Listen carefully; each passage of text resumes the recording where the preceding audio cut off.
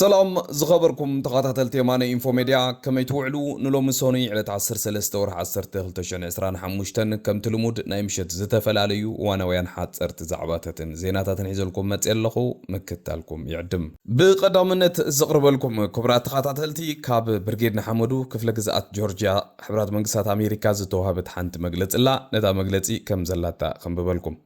بمجمرتا ناب كلو أملا علم زركب برجيرنا حمودون أنصار عمات إسراع تقرف أبزت فلاليا ودباتن بولكن كوينو زك على الزلو دلاي فتعي سلام تهنا نقدم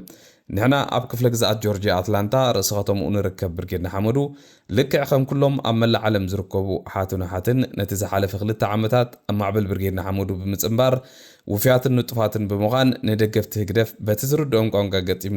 قتيمهم نقتمهم نالو نزخا واقع خفيلولون يخفلولون الله قال خابتهم بلوصات تقالست أبالاتو خا بأخبار تصات تخسر خلو قال خا عدد خس قدف كوينو مالو إذا قلنا عنا نبرقيدنا حمودو كفلق زات جورجيا حدا أمارات خلونا تراح يجيرونا نسخا نهقدف بتزرد دونك أنكو عمك لاس راح زي كونس بتزودو قومن نحوار مسحر قتاتهم زت فومن بحدش نايك ألس منفس مبقاس تراحيب እሞ እዚ ኣብ ላዕሊ ዝበልናዮ ካብ ኮነ ሕመረት ቃልስና እዋናውያን ቀዳምነትና ሕግና ተመሊስና ብምርኣይ ኣብ ክፍለ ግዛኣትና ዘስርሑና ሕግታት ዝቕይሩን ዝሕድሱን ዝውስኹን ብምግባር ሓዳስ ኣካያዲ ሽማግለ ብምምራፅ ኣብ ከተማና ድሂብና ክንሰርሕ ከም ዝወሰና ክነስምረሉ ንደሊ እዚ ማለት ግን ምስ ኣብ ካልኦት ዘለዋ ክፍላተ ግዛኣታትን ክፍላተ ዓለማትን ዘለው ብርጌድና ሓመዱ ኣይንሰርሕን ማለት ኣይኮነን أموداتها خا برجيرنا حمودو بزح سرح يتصبي خمزلو بمرداء حجون عب برجيرنا حمودو كنا بركت نخلينا إلا سلنا أمن مجمر يجن عب زبيت أو قدينا بمذهب عب زجزيزي كتمانا أبالزم الصعوبة أكلت كم زي كونت كنا فلت اندلي بايت عبرات منقسات أمريكان علم لخبر برجيرنا حمودون كتمانا كتما أتلانتا عد فلوتات نفتحتها قالستي كم بعل دكتور مارتين لوثر كينغن بريزيدنت جيمي كارترن كمون قدايم أبوتاتن أديتاتن إيرتراويان مس من سيات دقوم كوينم نفتح نحقن زغونا يكون واقعا داخفلو زنبرلا كتمايا كلنا نداق معبيت أتلانتا نتعر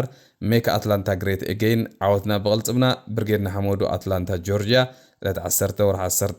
تعسرت حد ورح عسرت خلتشن أسرانا حموشتن زقرب لكم كبرات قاتلتي برجيرنا حمودو حجون مقصلتا نايتي اب استفلالي كفلات عالم زغبرو زولو ناي متخابن موددابن كومون كومينيتات ناي مفتار سراحات اب سياتلن كبابيون مزركبو تقالستي بخمستري وزلخم مسدقوم مسدرابيتهم بحبار كوينم تطرنيفهم اب علم ملو او علم مويكا احليفهم ملو زحلف قدام سنبتن مالتي زي كابتي برجيرنا حمودو أملا عالم كعوته لزلوه ننوحون كسر حلو زصنحه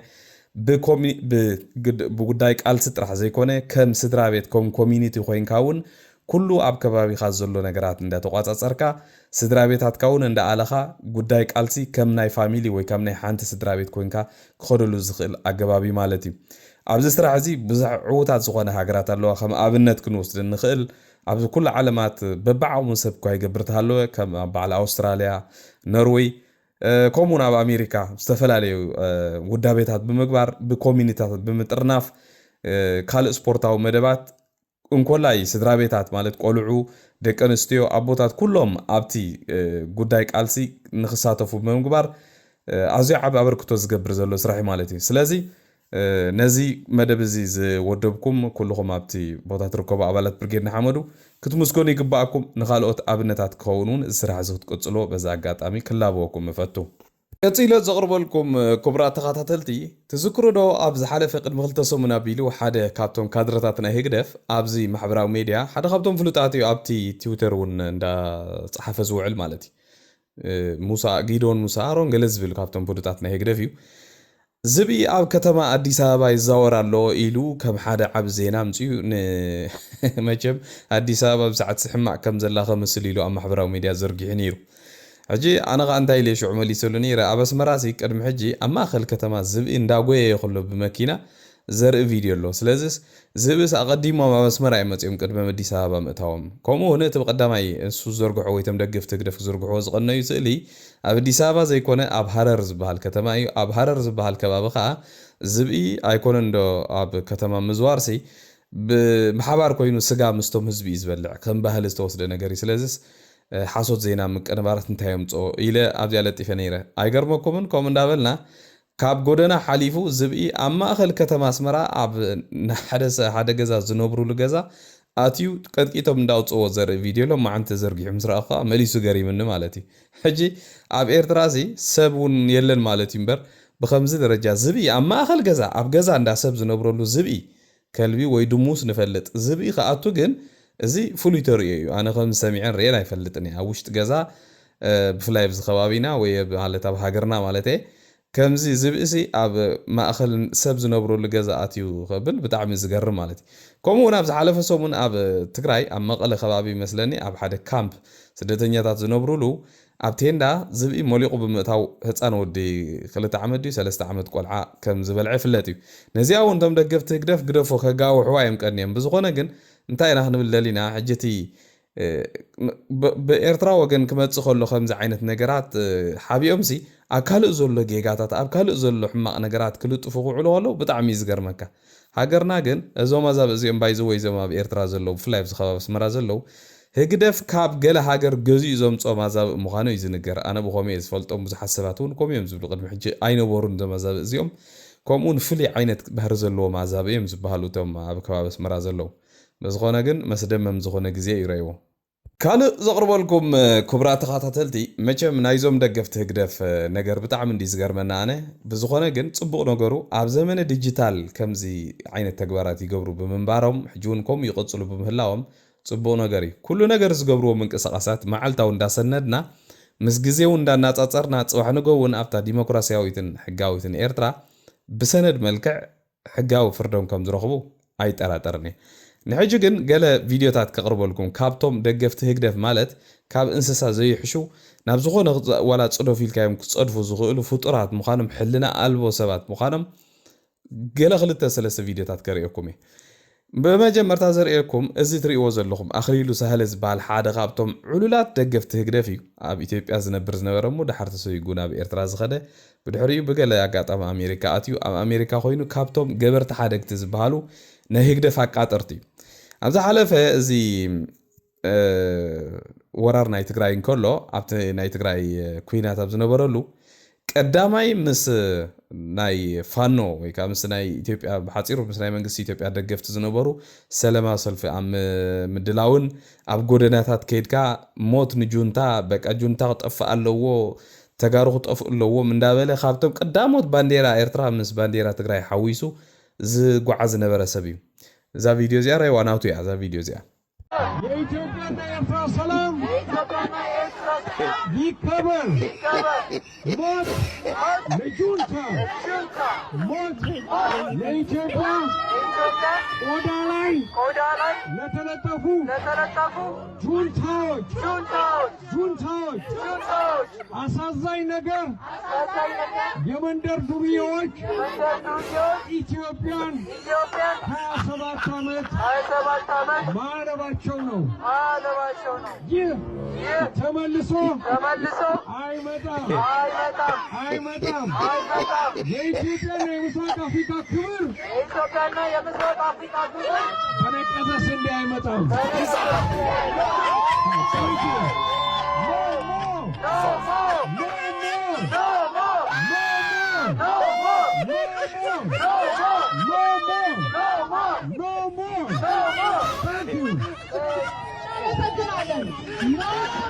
ሕጂ ድማ ከምዚ ትርእይዎ ዘለኹም እቶም ትማሊ ክሞቱ ኣለዎም ክጠፍኡ ኣለዎም ጁንታ ክጠፍእ ኣለዎ ኢሉ ምስ ካልእ ኮይኑ ንዖም ከጥፍእ 70,000 መንእሰይ ኤርትራ ዋጋ ብበዓልዚ ብሰንኪ በዓልዚ እዮም ከፊሎም እቶም መንእሰያት በዓልዚ ነቲ ስርዓት እሱ እንተዘይድግፎ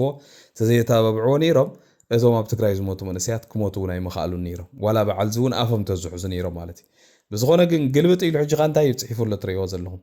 ጽምዶ ንቅድሚት በቃ ምስ ትማሊ ክጠፍእ ዝብሎ ዝነበረ ሕወሓት ሙሱእ ብሓባር ኮይንካ ንቅድሚት እቶም ትማሊ ነዚ ክብሉ ድራር መግቢ ነዳለወልኩም ኣለና ድራር ሰራዊት ነዳለወልኩም ኣለና ኣብ ጎንኩም ኣለና ትብሎም ዝነበርካ መንእሰያት ግን ሎሚ የለውን እተን ኣዴታቶም እውን ሎሚ ኣይትሕግዘነን ኢኻ ንስኻ ሕጂ ደጋፊ ጽምዶ ኢኻ ዘለኻ ማለት እዩ ብጣዕሚ ዘሕዝነካ ብጣዕሚ ዝገርም ኣብቲ እዋን እትኸ ንኣብ ትግራይ ዝርከብ ህዝቢ ብጥሜትን ብገለን ሓለንጊ ጥሜትን እንዳተቐፅዖ ከሎ ብሁማኒቲ መልክዕ ክድግፎም ንዝፈተነ ኤርትራዊ ከም በዓል ዝበሉ ሰባት እንታይ ሽማት ይህብዎ ነይሮም ኩልና ንፈልጦ ኢና ማለት እዩ ግርምቢጥ እዩ ብጣዕሚ ዝገርም ካልእ እውን ምስኡ ዝተተሓዘ ሓንቲ ነገር ከርእየኩም እዚ ትሪእዎ ዘለኹም ወዲ ትፈልጥዎ ኢኹም ብዙሓት ሰባት ሚካኤል ኣራንሺ ዝበሃል ኣብ ደንበ ፍትሒ ንነዊሕ ዓመታት ስለያ ናይ ህግደፍ ኮይኑ መፅዩ ብፍላይ ኣብ ትግራይ ዝገብሮም ዝነበረ ምንቅስቃሳት ብዙሓት ሰባት ንፈልጦ ኢና ብዙሓት እውን ትፈልጥዎ ኢኹም ኣነ እኳ ካብታ ደይዋን ጀሚሩ ናብ ትግራይ ዝኣተወላ ኣብ ዓድግራት ከይዱ ምስ በዓል ኪሮስ ኣስፋሃ ምስ ገለ ኣብኡ እንዳተዘዋወረ ከሎ ሽዑ ትሒዙ ብዙሓት ሰባት ሓበሬታ ይህቡን ስለ ዝነበሩ ካብ መጀመርታ ትሒዙ ሰላይ ምዃኑ ኣብኡ ከሎ ፍሉጥ ነይሩ ሽዑ እዋን ግን ብኮመንት ብካልእ መልክዕ ብዙሕ ግዜ ንፅሕፍ ነርና ዝሰምዖ ሰብ ኣይነበረን ንፅሕፎ ማለት እዩ ብዝኾነ እዚ ሰብ እዚ ኩናት ናይ ትግራይ ምስ ተጀመረ እቲ ሓቀኛ ባህሪ ወፅዩ ኣብ መወዳእታ እውን ሓደ ግዜ ፅሒፉ ነይሩ ባዕሉ ሰለያ ናይ ህግደፍ ከም ዝነበረን ሚሽን ኮምፕሊሽድ ኢሉ ወይ ከዓ ዝተለኣኽዎ መልእኽቲ ስወዲአ ኢሉ ኣሜሪካ ምስ ኣተወ ብናይ ስደተኛታት ወረቐት ዕሉል ደጋፊ ናይ ህግደፍ ኮይኑ ከም ትሪእዎ ዘለኹም ሓደ ቋንጣ ዝመስል ነበረ እውን ኣብ ኣሜሪካ ከይዱ ደም ናይ ሰብ እንዳበልዑ ይረጉዱ ስለ ዝኾኑ ከምዚ ኢሉ ረጉዱ ሙሉእ መዓልቲ ንደለይቲ ፍትሒ ክፃረፍ ክብል እዩ ዝውዕል ትዝገርመኩም ነገር ኣብ ትግራይ ኮይኑ ከዓ ጥሕሎ እንዳበልዐ ኣብ መቐለ ኣብ ሚን ኣብ ዓድግራት ካልእ ይዛረብ ነይሩ ብድሕሪኡ ከም በዓል ዝተፍኦ ናይ ፅልኢ መናፍስቲ ኣብ ልዕሊ ህዝቢ ትግራይ ይኹን ኣብ ልዕሊ ተቃለስቲ ኤርትራውያን ክነግረኩም ኣይክእልን ሕጂ ኻረይዎም በዓልዚ ግልብጥ ኢሎም ሕጂ ደገፍቲ ናይ ፅምዶ ኮይኖም ትዝገርመኩም ነገር ናይ ዝወዲ እዚ ሕጂ ደጋፊ ፅምዶ ጥራሕ ኣይኮነን ኮይኑ ዘሎ ነዚ ኣብ ፅምዶ ዘሎ ህዝቢ ትግራይ ኣብ ከባቢ ዶባ ዝርከብ ሓገዝ የተኣኻኽበ ኣለኹም ሓግዙን ኢሉስ ናይ ሓገዝ ፕላትፎርም ከፊቱ ዝብል ፕሮግራም ምስራእኹስ ደንፂኒ እዩ ተዝገርመኩም እዩ በዓልዚ ትማሊ ንግሆ ኩናት እንዳተኻየደ ከሎ ክጠፍእ ኣለዎ ህዝቢ ክሃልቕ ኣለዎ ኢሎም ናይ ኩናት ድራማ ዝሃርሙ ዝነበሩ እሞ ድማ ገበነኛታት ሰባሲ ነየናይ ህዝቢ እዮም በዓል ዝሕግዝዎ ብዝኾነ ምናልባት ኣብቲ ፅምዶ ድዩ ገለ ድዩ ዋላ ንህዝቢ ንሕግዝ ኣለና ኢልኩም ሰባት ንከም በዓል ዝበሉ ሓሰውቲ ሰባት ገንዘብኩም ከይተጥፍኡ ንእግረ መገድኹን ምኽሪ ኮነኩም ኢለ የብፅልኩም እምበር በዓልዚ ዝገበርዎ ተግባር ስኑድ ስለ ዝኾነ ፀገም ዘለዎ ነገር ኣይኮነን ኣብ መወዳእታ ግን ናይ ዝኹሉ ጠቓልል ኣቢለ ኣብ ግዜ ተደምረናል ባንዴራ ኤርትራን ባንዴራ ኢትዮጵያን ብሓባር ገይሮም እናት ኢትዮጵያ ኢሎም ብሓባር እንዳደረፉ ከለዉ ደገፍቲ ህግደፍን ደገፍቲ ፋኖ ወይ ከዓ ናይ ብልፅግና ደገፍቲ እዋንቲ ዝነበሩን ሓንቲ ቪድዮ ከርእየኩም እየ ንምዝኽኻር ዝኣክል ካብ ሰነዳትና እዩ ነዛ ቪድዮ እዚኣ ተስተዋሕድዋ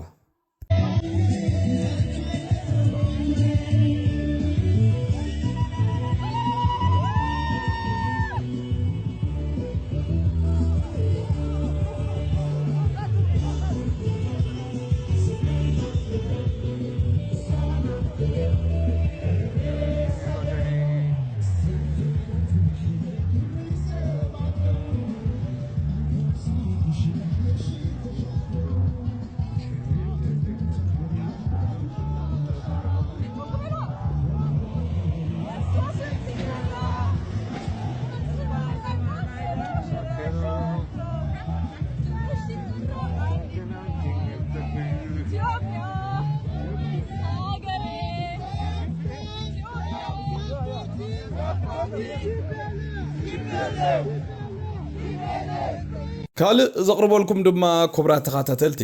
መቸም እዚኦም ኣብ ኤርትራ ዘለው መራሕቲ ኦርቶዶክስ ቤተክርስትያን በዚኦም ኣብዚ ሕጂ እዋን ተሰይሞም ዘለው ዘይሕጋዊ ጳጳስ ኣቡነ ባሲሎስ ዝበሃሉ ዝምራሕ ሓደ ልኡኽ ናብ ሃገረ ስብከት ኤውሮጳ ንምስታፍ ናብ ኤውሮጳ ገጾም ርሒቖም ዘሎ ገለ እዞም ናይ ህግደፍ ሚድያታት ይፅሕፈለዉ እምትሪእዎ ዘለኹም ምናልባት እቶም መራሕቲ ሃይማኖት ዝኾንኩም ኣብ ሃይማኖት ኣብቲ መንፈሳዊ ህይወት ዘለኹም ኣቦታትን ካልኦት መራሕቲ ቤተክርስትያንን እዚ ሓበሬታ በፂሕኩም ክኸውን ተስፋ ይገብር እዞም ኣቦታት እዚኦም ኣብ ልዕሊ ህዝቢ ኤርትራ እንታይ ዓይነት ንዕቐት እዩ ዘለዎም ኣነ ክርዳእን እውን ኣይክእልን እዩ ክሳብ ክንዲዚ ከመይ ዓይነት ንዕቐት እዩ ዘለዎም እዚ ሃገር እዚኣ ብትንትን ኢላ ዝመንእሰይ ብትንትን ኢሉ ህዝቢ በቃ ኣብ ፈቆዶ ሃገራት እንዳተሳቀየ ከሎ ብዘይ ሕጋዊ ግባብ ኣብ ስልጣን ኮፍ ኢሎም ሓንቲ መዓልቲ እውን ትኹን ነዚ ህዝቢ ኣብ ደገ ተሰዲዱ ዘሎ ህዝቦም ፋሕ ብትን ኢሉ ዘሎ ህዝቦም ሓንቲ መዓልቲ ትኹን ሓበራዊ ዝኾነ ስራሕ ከይሰርሑ ናብ ሕጋውነታ ከይመለሱ ሕጋው ኣካላት ማለት መንፈሳዊ ሕጋው ብዝኾነ ኣገባብ እታ ቤተክርስትያን ከይመለሱ ቤተክርስትያን ኣብ 3-4 ተመቂላ ከላ ከምዚ ኢሎም ፈቆደ ሃገራት ኮለል ክብሉ ከለው ትርኢ ከለኻ ናይ ብሓቂ ይሕዝን እዩ። ኣነ ብወገነይ ወላ ኣብቲ መንፈሳዊ ህይወት ብዙሕ ዕሙቕ ዝበለ ኣፍልጦ ኣይሃለወኒ እዞም ሕጂ ተሰይሞም ዘለዉ ቦታት ግን ብዘይ ሕጋዊ ኣገባብ ዝተሰየሙ ምዃኖም እዚ ኣብ ዝሓለፈ እዋን እውን ዝረኣናዮ ንልዕሊ 16 ዓመታት ነቦኦም ብምኽሓድ ብድሕሪ እውን ብተደጋጋሚ ናይቶም ኣቦ ውግዘት ብምጥሓስ ኣብ ስልጣን ኮፍ ኢሎም ከም ትሪኦም ዘለኹም ከሽካዕልሉ ኣብ ኤውሮጳን ገለን ኮለል ይብሉ ኣለው። ብዝኾነ ግን እዚ ነገር እውን ካብ ሕጂ ንድሓር ምናልባት ከም ድፍረት ከይመስል እውን ካብ ሕጂ ንድሓር ነዞም ኣቦታት እዚኦም መጠንቀቕታ ተዋሂቦም ተዘይኮይኑ ኣብዚ ዝመፅሉ ዘሎ ኣብ ደገውን ተቃውሞታት ክግበር ክኽእል ኣለዎ። ብሕጋዊ መገዲ ክስራሓሉ ዝኽእል መገዲ እንተልዩ እውን ብሕጋዊ መገዲ ክግበር ክኽእል ኣለዎ። ተቃውሞ ክብል ከለኹ ከይድካ ንዕኦም ምፅራፍ ምህራም ገለ ማለተይ ኣይኮንኩን። እንታይ ዝብል ዘለኹ ኣብቲ ሕጋዊ መገዲ ተመርኪዝካ እሳቶም ክመፁ ከለዉ ብሕጋዊ መገዲ ዝገብሮ ዘለዉ ሕጋዊ ተግባር ከም ዘይኮነ ክንገሩ ክኽእል ኣለዎም ክንቃወሞም ኣለና በቃ። ምክንያቱ ንሕና ንቤተክርስትያን ኣይኮንና ንቃወም ዘለና ወይ ነቲ መንፈሳዊ ህይወት ወይ ከ ነቲ ኦርቶዶክስ ቤተክርስትያን ኣይኮነ ንቃወም ዘለና ነዚ ሕጋዊ ኣሰራርሓ ናይ ቤተክርስትያን ግን ክእለ እዩ ዘለዎ ሃገርና ክሓልፈላ እንተኮይኑ ናይ ብሓቂ ሃይማኖት እንድሕር ኦርቶዶክስ ዝኣምኑ እንተኮይኖም እዚ ነገር ዝክዕረ እንተኮይኑ ጣልቃ ምእታው ናይ መንግስቲ ኣወጊዶም ናብ ንቡር ህይወት ናይታ ቤተክርስትያን ተመሊሶም በቲ ንቡር ኣመራርሓ መንፈሳዊ ዝኾነ ሕጊ ናይ ኦርቶዶክስ ቤተክርስትያን ክምርሑ ክእሉ ኣለዎም ዝብል ርእይቶ ኣለኒ። ብምቕፃል ዝቕርበልኩም ድማ ክቡራ ተኸታተልቲ ስነ ጥበብ ሃገርና ኣብ ሰዓት እዚ ምንታይ ደረጃ በፂሑ ንዝብል መቸም ኣብ ዝሓለፈ ዝተፈላለየ እዋን ብዙሕ ናይ ገለ ኣብ ሃገርና ዝፈርዩ ስነ ጥበባዊ ስራሓት እውን ኣብዚ ይቕርበልኩም ነይረ። ስነ ጥበባዊ ስራሓት ኣብ ሰዓት እዚ ባይታ ዘቢጡ ብኩለንትኑ ብኩሉ መለክዒ ኣባዚ ሕማቅ ኩነታት ከም ዘሎ መቸም ንፈልጥ ኢና። ሕጂ ብዛዕባ እቲ ስነ ጥበባዊ ስራሓት ዘይኮንኩ ከምፀልኩም ሓደ ካብቶም ኣብ ኤርትራ ዘለዉ ኮሜዲ ዝሰርሕ ሓደ ሰብ ኣሎ። እዚ ትሪእዎ ዘለኹም ሓውና ሽሙ እኳ ብትክክል ኣይፈለጥኩን ኣክቹዋሊ ግን ኣነ ናይ ብሓቂ ኮሜዲ ክሰርሕ ከሎ እዚ ካብቶም ነባራት ናይ ቅድም ኮሜድያን እዩ። ሓደ ካብቶም ዝፈትዎም ዘድንቆም ዝነበርኩ ኮሜድያን ናይ ብሓቂ ኣብቲ ገፀ ባህሩ ፅቡቅ እዩ ዝዋሳእ ኣይፀሎን እየ ዝወዲ ሎማ ዓንቲ ሓንቲ ኢንተርቪው ናቱ ሰሚዐ ግን ገሪምኒ ሕጂ እንታይ ክልተ ነገር ሓሲበ ነው ዝወድሲ ብልቡ ዲኾም ኢሉ ዝዕል ዘሎ ወይ እዚ ዝዕልሎ ዘሎ ዕላልስ ናይ ብሓቂ ከም ክብሪ ወይ ከም ናይ ሓደ ሓሪፍ ሰብ ወይ ከዓ ሓሪፍ ማለት እይሲ ሓደ ኣዝማሪኖ ዲና ክንብሎ ዋላ እንታይ ኢና ክንብሎ ኮሜዲ ኢሉ ተዕላለ ዕሊልዋ ተረዲኣቶላ እንታይ ከም ዝበለ ኣብቲ ሕብረተሰብና ከምዚ ዓይነት ዕላል ትዝዕልሎ ዘሎስ እንታይ ዓይነት ኣሉታዊ ዝኾነ ሳዕቤን ክህልዎ ከም ዝኽእልስ ተረዲእዎ ድዩ ስነ ጥበባዊ ከም ምዃኑ መጠን ኢለስ ኣገናዚበ ሓሲበ ናይ ካልእ ዝገርመኒ ኻናቱ ጥራሕ ዘይኮነ ናይታ ምስኡ ዘላ በዓልቲ ቤቱ ብጣዕሚ ደንፂኒ ሕጂ እዚ ወዲ ዘዕልሎ ዘሎ ዕላል ክትሰምዑ ኢኹም ብትግርኛ ስለ ዝኾነ ስምዑ እሞ ክገርመኩም እዩ ከምዚ ዓይነት ነገርስ ከም ኖርማል ኣብ ቴሌቪዥን መፅኦም ኣውድዩ ዋላ ብዩቱብ መፅኦም ክዕልልዎ ከለዉ ከም ኣብነታውያን ሰባት ተሓዝን ኢኻ ሕብረተሰብና ብፍላይ ኣብቲ ዓበይቲ ከተማታት እንታይ ዓይነት ነገራት ከም ዘሎ ወይ ንሓደ ሓሪፍ ክበሃል ሰብ እንታይ ከም ዝገብር ንክትፈልጡ እዚኣ ስምዑ ኢኹም። ብዘይ ቀልዓለም ይዕንተይውን ዘዋሪ ነይሩ ተረዲእኻኒ ሕጂ ንሳ ኮላስ ካልእ ከዓ ነይራህኒ ኣብዚ እወ ኣስማትን ምጥቃስ ኣይድልን ንሳ ኮላ ከዓ ካልእ ነይራህኒ 3-4 ስትሕዚኻ 4 ነይረ ፍሉጣት ንሳ ራብዒት ሕጂ ናብ ከምኡ ናብ ቁም ነገር ገለ ከዓ ትሓስብ እንዲኻ መንጎ ከምኡ ኢልካ ትነብር ኣይትኽእልን ኢኻ ሕጂ ከምኡ እንዳበልኩ ከለኹ እታ ካብ ዓሰብ ዝመፃኹ እዋን እታ ሽዑ ዝተላለኽዋ ጓል እሳ ቁርብ ሓንጎለይ ስርቕ ኣቢላ ንዓንተ ዘይረክብ ነይረ ንዓዲ ሰጉዶ መምርሓኹ ነይረ ታሽዑ ቢላ ነበርኩ ዋላ ሕጂ ጋጣሚ ፍለጥ ነግሮ ዋላ ኣኽርያ ኣብ ክንዲ ንዓዲ ሰጉዶ ንኣኽርያ ሽፍቲ ኣኽርያ ምሴኻ ናይ ከተማ ነይራህና ምስታ ናይ ከተማ የዕሊለ ኸይድ ኣኽርያ ነይራትካ መስካ ናይ ከተማ ነይራትካ እወ ሕጂ እንዳመራረፅካ እንዲኻ ስመራ ነገር ጠፊእካ حجي عبدك تبعتي ترى خوين مستي أخي دمبر الله عندك نستيو عودات هم كام يجاز غيا يرقم الله ندا فلوت ندا رأي ندا سمع زغيا يرقم الله حجي أبانا جن كم سلزة بلنا مستي شوخة أرتيست مهنا درو تفليتنا لنا بفيلا بزاسو زينينو قلمله بعلاوي تقلد بهلا فيلم إمبيرو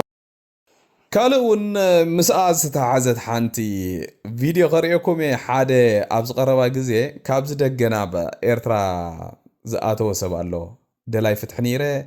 كاب دلي تفتحينا بهقدف إيده هيبه أسمراتي اللو خزبل عاب سباي إنجينير فتصم زبال حدا جزء مسلت أنا متيو بزح زارب زنبرة بدحريو قصبل قصن دابل بعلو تأبا قلمل الزغادة I think أمريكا زنبر عاب سباي نوي عامتا تابدا جز تقمت أيو مسكين أي بتحدى مدى كترو يخلقها بزح عامت دارقا إيرترا خيري يفلتني مثلني أبز دقي عابيو بزح عامت كاب إيرترا سلستفالي بزح استواجه بري نقر كمزلو برؤسو يردأك أيو عبتي مسلت أنا مسئيدو زنبرون قرب نايت عنات أقام عينت كتلو نقر يمثل نيرو بزغونا قلنا زود دي بزغاربا قزي ناب إيرترا خيرو كم هقرف زيت أكوبي بلان دا كومي أتأكب كأخوم أمزول كونفيز زغونا سبات مالتي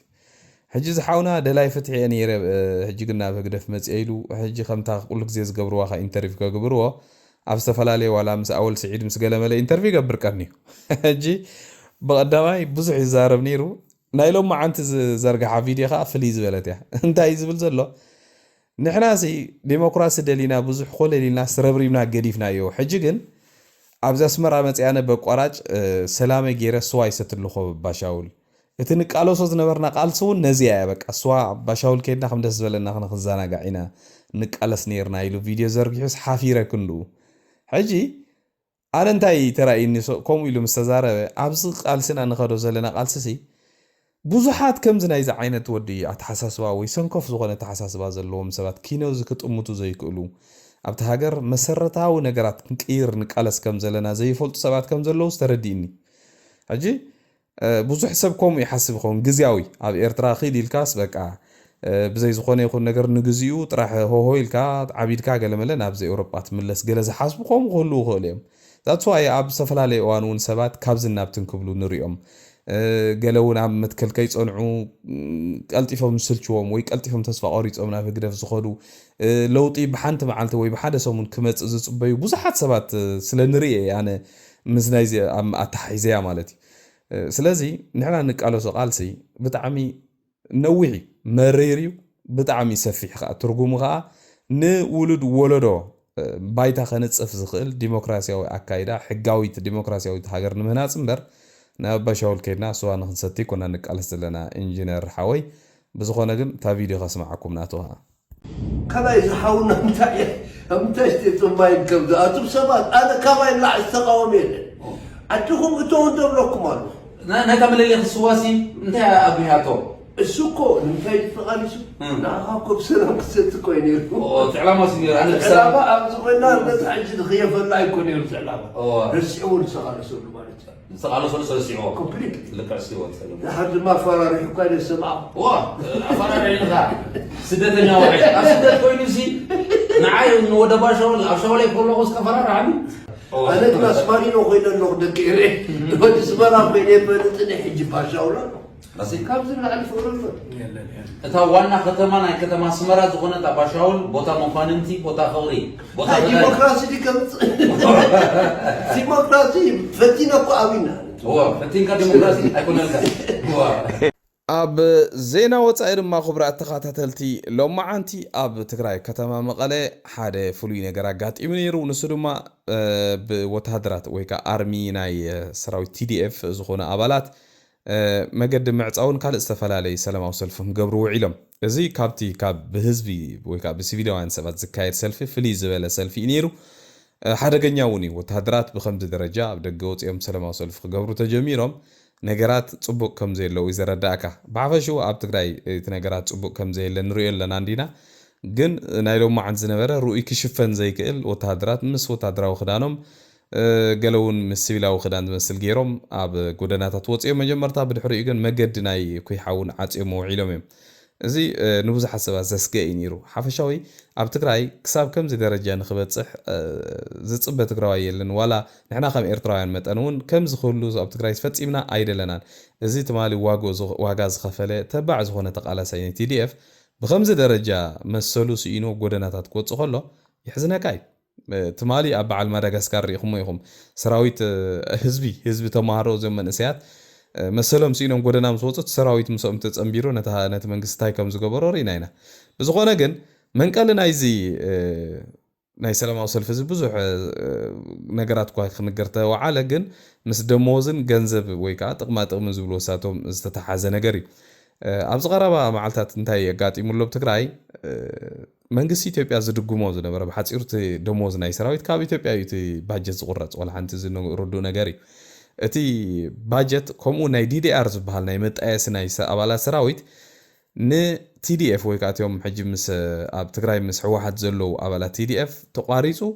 እቲ ገንዘብ ነቶም ኣብ ሓራ መሬት ዘለው TPF ወይ ከዓ ትግራይ ፒስ ፎርስ ዝበሃል ንዕኦም ንኽውሃብ መንግስቲ ኢትዮጵያ ወሲኑሎ ዝቐረባ መዓልታት እዚ ኣዝዩ ሓደገኛ ነገር እዩ ሕጂ እዚ ንኸይከውን ግን ብዙሕ ግዜ ብፍላይ ኣብ ትግራይ ዘለው መራሕቲ ሕወሓት ብዙሕ ግዜ ተለሚኖም እዮም ብዙሕ ግዜ እውን ምስቲ ኣብ ሓራ መሬት ዘሎ መንእሰይ ድዩ ምስቶም ናይ ግዜያዊ ምሕዳር መራሕቲ ድዮም ገለ ድዮም ኣብ ክንዲ ሆሆ እንዳበልካ ንዕኦም በትን ምብራር ወይ ከዓ ንዕኦም ብከምዝታት